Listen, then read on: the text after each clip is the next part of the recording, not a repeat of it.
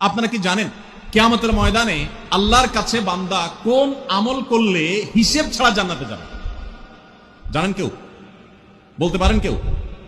ভাই, আল্লাহর কাছে হিসেব দিয়ে জান্নাতে যাওয়া কি সহজ কাম না? হলে হিসেব ছাড়া আল্লাহ তাআলা এমনিতেই বলবেন হিসাব টিসাব নাই, তোমাকে এমনি জান্নাতে দিলাম। এটা চান আপনারা? দেখুন কোরআনে কারীম আল্লাহ তাআলা বলছেন, ইন্নামা ইউওয়াফাস সাবিরুনা আজরাহুম বিগাইরি হিসাব।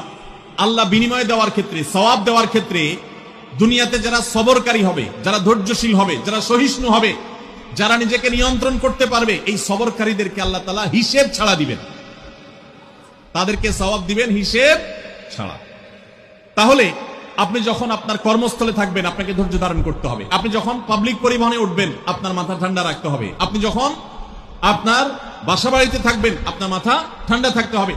মাথা গরম হয়ে যায় যাদের, হট মেজাজ যারা, কথায় কথায় মাথা গরম হয়ে যায়, ধৈর্যহীন হয়ে যায়, যেখানে সেখানে গন্ডগোল বাধায় দেয়, মারামারি বাধায় দেয়, ধৈর্য সহ্য বলতে কিছু নাই, এই লোকগুলো কিন্তু এই সৌভাগ্যবান মানুষদের কাতারে শামিল হতে পারবে না।